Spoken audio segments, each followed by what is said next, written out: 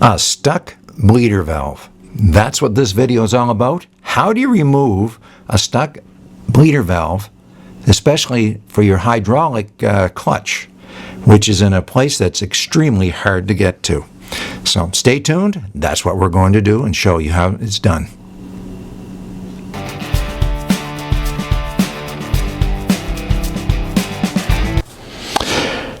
All right, here's what we want to do. We want to remove the old fluid that's in our hydraulic clutch. And in order to do that, especially in an ST1300 like this one, you have to take the side fairings off, and then eventually you will find that you have a bleeder valve on the inside. And what we're going to do is remove the cover. So there's our bleeder valve, but it's in a pretty hard to get at spot because we have a hose here, and we also have our radiator overflow tank sort of in the way. So the first thing we're going to do is remove this tank and place it in a different location that gives us better access. And if you want to see what a bleeder valve looks like, this is a new one that I purchased just in case this one that I have broke. I have a replacement already here that I could put in, even though this one is a silver color and the other one is more of a gold color. But they are the same, and notice the taper in the back. Okay, the tank's out of the way. Let's take a close look. And what I'm going to try and do, first of all, before I even decide I'm going to bleed this, is I want to make sure that I can actually turn that valve. Okay, the first thing I'm going to have to do is to try and see if I can get this to turn. Now this hasn't been done for about 2.5 years, so, and 10 millimeter, by the way. So we're going to try and go, no, no. And you have to be careful. You don't want to do this too hard. All right, let's try the other direction. What we're going to try and do is go back and forth and work it back and forth. All right, there we are. And no, I don't have any movement here whatsoever. So I have a stuck valve that I'm going to have to try and take care of. So just give me a second here. Okay, first thing I'm going to do is use Deep Creep. Now you can use PB Blaster. There's all kinds of different penetrating fluids out there. And the first thing I'm going to do here now is try and spray it, trying not to get on my hose or my side, but I'm going to let that sit, and hopefully that will go down through. And by the way, it's not a bad idea that when you spray, clean up around and make sure that everything's okay there. We gave it, well, 55 minutes, and we're going to try it again and see what happens. And right now, I'm going to go to something different. I'm going to go to 10 millimeter with a ratchet and see if this will work. And first of all, let's see. No, a little bit. Okay.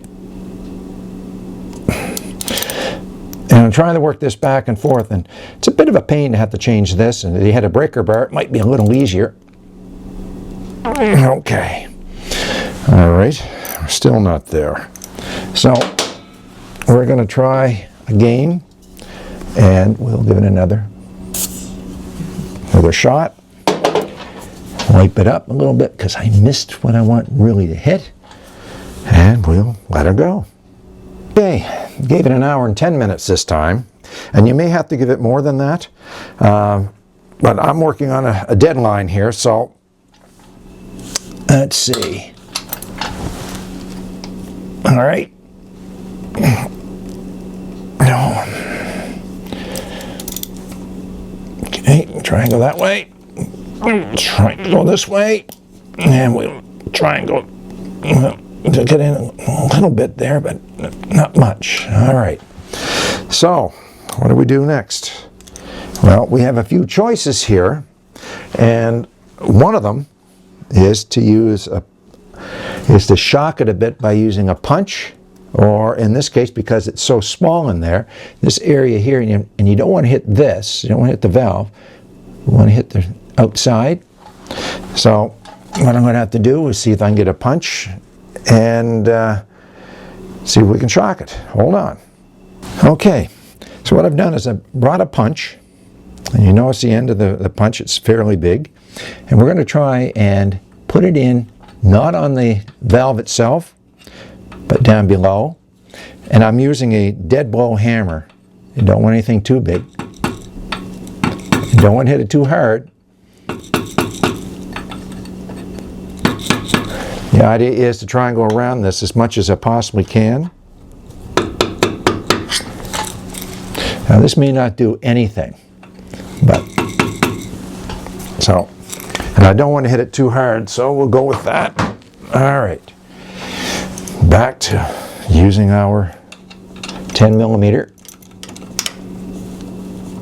All right, and it's still a grunter. All right, I'm trying to be very careful here. I don't want to put too much pressure on it because I don't want to break it. Got a little bit. Still doesn't really want to come. So the next thing, I think we're going to try and use physics in this. All right, what we're going to try next is a little bit of fire. We're going to use a torch. And I have a small little torch here. Because of the location of where this particular valve is, I don't want to use anything big, because I do have rubber seal, I do have rubber hose. So what I'm going to do to help this is I am going to use some tin foil or aluminum foil, and we're going to wrap up this area here just to protect this hose so that we don't accidentally burn it. So I know what somebody's going to say to me is, why don't you just remove the hose? Well, you know, that would be a pretty good idea to do that, and it wouldn't be a bad idea. The only issue that I run into is if I take that hose off the bottom of my reservoir, which is right here, then I'm going to have to plug to make sure that the radiator fluid doesn't come out of both the bottle and out of the hose. So I'm right now using the least of my work efforts to do this, but I may have to end up doing that in the end. So we're going to, first of all, take and put a little bit more penetrating fluid on there. Going to take and heat, not the valve, but we're going to heat in behind the valve. We're going to heat the actual steel in behind. The idea here is we're hoping that we can cause that to expand, but we don't want the valve to expand. So we're going to give some heat to this and moving it around, being very careful not to touch anything like that. Now we're starting to get some smoke, and that smoke is the deep creep that I'm using, just burning off. And what I'm trying to do is get physics to work here.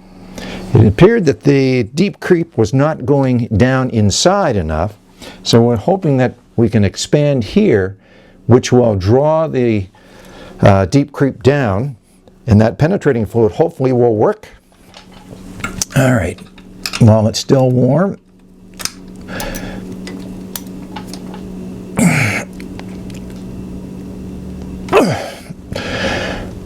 oh, let's hope that nothing broke. We did get some movement. And now let's try our 10 millimeter to see if we got fluid coming out. Yes, we do. We have got fluid coming out. We have, it's not broken. It seems to be okay. And when I go to bleed this, we're going to find out for sure, keeping in mind I do have an extra valve. So right now I'm just going to clean that brake fluid away because it can eat away at paint. It's not the greatest thing in the world for your paint job or whatever you have your bike sitting on. Anyway, I hope this helps you. A hydraulic valve, bleeder valve that was stuck, and we got it working, and now it's just a matter of going from here and getting my fluid changed. So I've found that using the physics of heat, deep creep, or a penetrating oil of your kind that will go down inside once the outside has been heated and expanded, seems to work the best. But like I say, you have to be very careful. These valves break, and if it breaks off on the inside, you've got major issues and a lot of other work to do. This is Foreshore Rider. Hope this has helped you out. And remember, always ride smart, ride safe, and ride skilled.